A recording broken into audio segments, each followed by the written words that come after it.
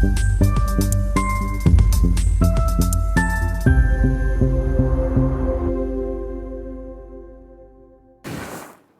मित्रांनो, आताच्या घडीला सगळ्या जगाचं लक्ष लागून राहिलं आहे की अमेरिका पुढचं पाऊल नेमकं कोणतं उचलणार. अजून तसं बघायला गेलं तर 6 एप्रिलपर्यंत मुदत आहे, पण डोनाल्ड ट्रम्प यांनी जी धमकी दिलेली आहे इराणला की तुम्ही तोपर्यंत नाही ऐकलात आणि होर्मुझची सामुद्रधुनी खुली नाही केली तर आम्ही सगळं उद्ध्वस्त करू. जलशुद्धीकरण प्रकल्प उद्ध्वस्त करू, वीज निर्मिती केंद्र उद्ध्वस्त करू, खार गायलन उद्ध्वस्त करू, बेचिराख करून टाकू. आणि या धमकीचे खूप मोठे पडसाद जगभरात उमटले आहेत. पण थोडंसं थांबून त्याच्या मागे काय आहे ते लक्षात घ्या. ट्रम्प वाटतात तेवढे मूर्ख नाही आहेत आणि इराण वाटतो तेवढा ताकदवान नाही आहे. या युद्धात रणनीती काय असेल, अमेरिकेची रणनीती काय असेल, इराणची रणनीती काय असेल, इस्रायलची रणनीती काय असेल, याचा अंदाज घेणं हा अतिशय एक म्हणजे ठीक आहे युद्धामुळे नुकसान होतं आहे, पण एक रोमहर्षक सामना सुरू आहे आणि दोन्ही संघ एकमेकांना खिंडीत गाठण्याचा प्रयत्न करत आहेत आणि त्याच्यामुळे कोण जिंकेल, कोणाची सरसी होईल हे बघणं महत्त्वाचं आहे. आता अमेरिका काय करते तर अमेरिका इराणला आपल्या टर्म्स अँड कंडिशन्सवर, आपल्या अटी शर्तींवर वाटाघाटींसाठी पाचारण करण्याचा प्रयत्न करत आहे. त्याच्यासाठी सौदी अरेबिया, इजिप्त, तुर्की आणि पाकिस्तान यांचा एक गट तयार झालेला आहे. असं ऐकू येतं आहे की आता इजिप्तचे काही लोकही इराणची भाषा बोलू लागलेले आहेत.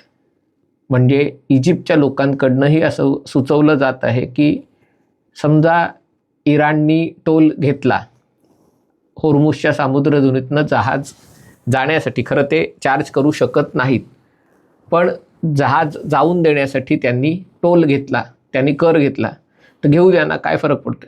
अर्थात इजिप्तचं हे सांगणं त्यांचा स्वतःचा स्वार्थ आहे. कारण जर ही जहाजं आखातातनं बाहेर पडली नाहीत तर ती तांबड्या समुद्रात आणि तांबड्या समुद्रातनं सुएझच्या कालव्यात येणार कशी. सुएझच्या कालव्यात आली नाही तर इजिप्तला टोल कसा मिळणार. म्हणजे इराणला टोल मिळाला तर इजिप्तला टोल मिळणार आहे, नाहीतर इजिप्तलाही टोल मिळणार नाही. आणि इजिप्तची अर्थव्यवस्था देखील तोळामासा आहे आणि त्यामुळे हा टोल मिळाला नाही तर इजिप्त बर्बाद होऊ शकतो.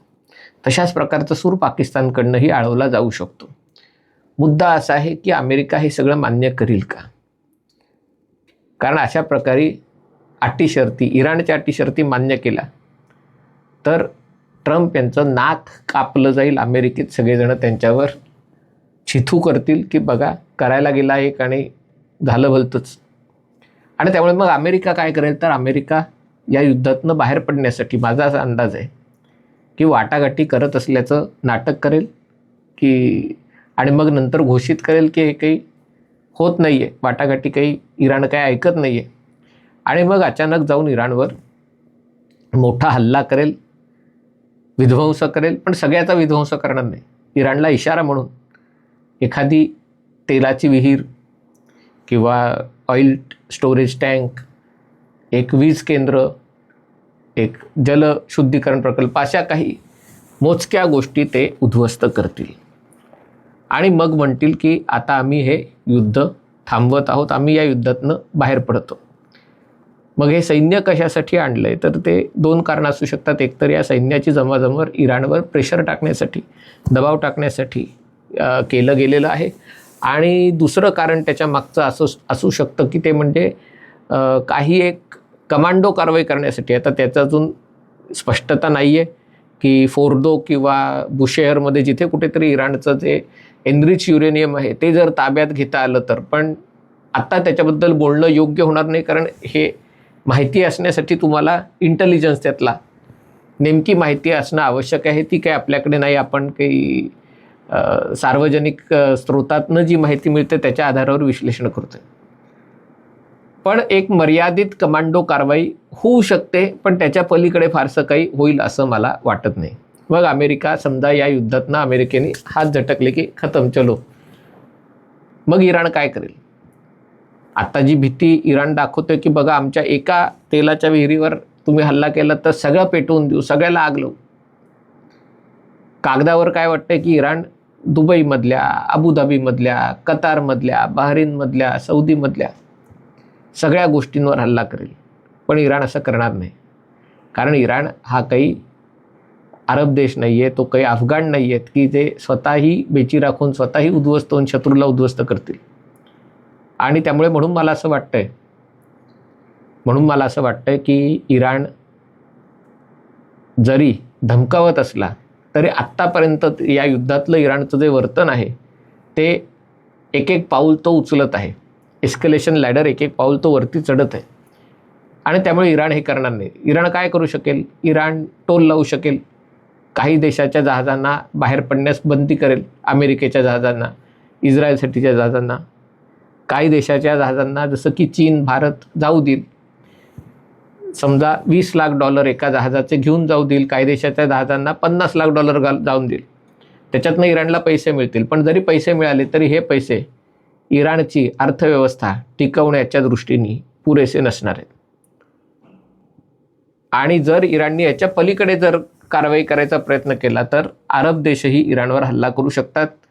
अरब देशांकडेही प्रचंड प्रमाणात दारुगोळा, विमानं, तोफा सगळ्या गोष्टी आहेत. ते करत नाही आहेत कारण त्यांची लढाईची मानसिकता नाही आहे. पण जर अमेरिकेने हात काढून घेतले तर आणि इराण जर आपल्यावर हल्ला करायला लागला तर तेही देश इराणला बेचिराग. आणि ते करताना मानवाधिकार आणि सामान्य लोक, निष्पाप लोक हा काही विचार करणार नाही. कारण जेव्हा मुसलमानांना मारतात तेव्हा मानवाधिकार वगैरे हे विषय येत नाहीत. जगालाही त्याची काही पडलेली नसते. आणि त्यामुळे आखाती अरब देशही इराणवर हल्ला करण्याची भीती. आणि त्यामुळे इराण मोस्ट पॉसिबली काय करेल तर इराण टोल वसुली करेल. जगात असं चित्र जाईल बघा, अमेरिकेने कसं स्वतःचं नाक कापून घेतलं. आधी इराणकडे फक्त 1% तेल, जगात एकूण तेल आहे त्याच्या 1% तेल इराण उत्पादन करत होतं. आता इराणच्या ताब्यात 20% तेल आहे. म्हणजे 20% तेल बाजारात येण्यापूर्वी इराण ठरवणार ते बाहेर जाऊन द्यायचं का नाही. इराण ते बाहेर जाऊन देईल पण त्याच्यावर आणि त्याच्यातनं इराण पैसे मिळवायला लागेल. त्याच्यातनं दररोज इराणला कोट्यावधी डॉलर, शेकडो कोटी डॉलर जरी मिळाले तरी इराणचं जे नुकसान या युद्धामध्ये झालेलं आहे ते नुकसान प्रचंड आहे. आणि त्यामुळे इराणला नवीन क्षेपणास्त्र विकसित करायला, हे खरं आहे अजूनही इराण क्षेपणास्त्र फायर करतोय पण 2 मिसाईल 3 मिसाईल दिवसभरात करतोय. ड्रोन तो पटापट तयार करू शकेल. पण त्याच्यातनं तो अमेरिका किंवा इस्रायलचं काय बिघडवू शकेल याच्याबद्दल शंका आहे. ती ताकद मिळवायला त्याला पुढचे 6 महिने, 8 महिने, वर्षभर किमान एवढा कालावधी लागेल. जे आत्ता या युद्धात नुकसान झाले ते भरून काढून पुन्हा उपद्रव आपला इस्रायल विरोधात किंवा अमेरिका विरोधात देण्यासाठी तोपर्यंत तो टोल वसुली करू शकेल. पण याच काळात इराणमधली सामान्य जनता ती आत्तापर्यंत अजून बाहेर पडलेली नाही आहे. कारण त्यांना भीती आहे. कारण असं काही झालं तर आपली व्यवस्था आहे ती आपल्याला पार नायनाट करेल, वाईट पद्धतीने मारेल. कारण त्यांना अजून या बातम्या समजलेल्या नाही आहेत की इराणचं किती नुकसान झालं आहे. कारण इराणमध्ये इंटरनेटच बंद केल्यामुळे त्यांच्या मनातली जी भीती आहे राजवटीबद्दलची ती आहे. पण जेव्हा अमेरिका या युद्धातनं हात काढून घेईल तेव्हा इराण किती काळ हे सगळं दाबून ठेवणार आहे? 1 महिना, 2 महिने, 4 महिने? कधी ना कधी तर इराणला या सगळ्या गोष्टी खुल्या कराव्या लागतील. आणि तिथे इराण खिंडीत येऊ शकेल. अर्थात ती संधी अमेरिका आणि इस्रायलनी किंवा अमेरिका साधली तर या युद्धाला एक वेगळ्या प्रकारे कलाटणी मिळू शकते. म्हणजे बघा उद्या काय होईल, अमेरिका हल्ला करेल आणि एकतर्फा युद्ध थांबवल्याचा निर्णय घेईल. उद्या संध्याकाळ म्हणजे अमेरिकेचा हा निर्णय घेतल्यावर इराण या युद्धामध्ये जिंकला, अमेरिकेसमोर तो झुकला नाही, अमेरिकेसमोर तो हारला नाही, अमेरिकेसमोर तो वाकला नाही, असं चित्र जाईल. आणि होर्मुझच्या आखातावर इराणचं नियंत्रण कायम राहील. काही हल्ले तो UAE, सौदी, कतार, बहरीनवर करेल. पण इराणवरही 100 वेळा विचार करावा लागेल की हे हल्ले करताना आपण प्रमाणाच्या बाहेर करतोय का फक्त एक संदेश देण्यासाठी करतोय. कारण जर प्रमाणाबाहेर हल्ले केले तर मग अरब देशही त्याच्यावर येतील. म्हणजे उद्याचा दिवस हा इराणचा असेल. पण हे किती वेळ करणार? परवा, तेरवा हे जे सगळे दिवस आहेत त्याच्यात इराणला आपल्या मर्यादांची जाणीव होईल. आणि मग 2 शक्यता होऊ शकतात. एक, इराण 2 पायऱ्या खाली उतरून वाटाघाटींसाठी येऊ शकेल. तोपर्यंत काय होईल, तेलाचे भाव जे अनाठाई वाढलेले आहेत, एवढे वाढायची गरज नाही आहे, ते तेलाचे भाव थोडे कमी होऊ शकतील. म्हणजे $85 $80 एवढे येऊ शकतील. जी जगाला भीती आहे, शेअर बाजार सगळे कोसळत आहेत, ते जरा सावरू शकतील आणि मग खरा खेळ सुरुवात होईल. म्हणून जसं धुरंधरच्या बाबतीत आहे, पार्ट 1 झाल्यावर पार्ट 2 आहे रिव्हेंज, तसा या युद्ध कदाचित मला असं वाटते की हे युद्ध 2 भागामध्ये लढलं जाईल. पहिला भाग आता संपत आलेला आहे. तो फक्त संपण्याआधी क्लायमॅक्स त्याचा काही अमेरिका मोठं काहीतरी करून, मोठा हल्ला करून त्याचा शेवट करते का असंच पतली गली से निकल जावे का, अशा प्रकारे त्यातनं माघार घेते.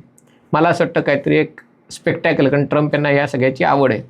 त्यामुळे असं काहीतरी करून अमेरिका हे युद्ध थांबवेल असं माझा अंदाज आहे. पण जसं ऑपरेशन सिंदूर हे स्थगित केलं गेलं, थांबवलं नाही, तसं हे युद्धही स्थगित होईल, ते थांबणार नाही, त्यांना निष्पन्न काही होणार नाही. आणि मग दुसऱ्या युद्धाची तयारी सुरू होईल. दुसरं युद्ध 6 महिने, 8 महिने, वर्षभर कधी होईल माहिती नाही, पण त्याच्यात 2 शक्यता पुन्हा येऊ शकतात. एक तर इराणच्या व्यवस्थेविरुद्ध उठाव होईल, किंवा मग इराणची व्यवस्था एक नवीन पद्धतीने, जसं चीनमध्ये परावर्तन झालं, माओ झेडॉंग नंतर डेंग शाओपिंग आला आणि त्यांनी एक चीनला वेगळ्या वळणावर नेलं, तशा प्रकारे ही राजवट आपल्याला वेगळ्या वळणावर नेऊ शकेल, किंवा मग त्या राजवटीला संघर्ष करावा लागेल. मला कल्पना आहे की तुम्हाला ही मतं पटणार नाहीत, कारण आत्ता माध्यमांमध्ये जर बघितलं तर इराण जिंकला आहे, अमेरिका हरली आहे, ट्रम्प मूर्ख आहेत, या युद्धाची गरज नव्हती, असा एक साधारणतः वातावरण आहे. पण एकदा ही धूळ आहे ही खाली बसेल, तेव्हा प्रत्यक्षात इराणचं किती नुकसान झालेलं आहे हे आपल्या सगळ्यांच्या डोळ्यासमोर येणार आहे. हा व्हिडिओ आपल्याला आवडला असेल तर कृपया लाईक करा, शेअर करा आणि हे चॅनल सबस्क्राईब करण्याची विनंती आहे. तुर्तास इथेच थांबतो. पाहत रहा MH48.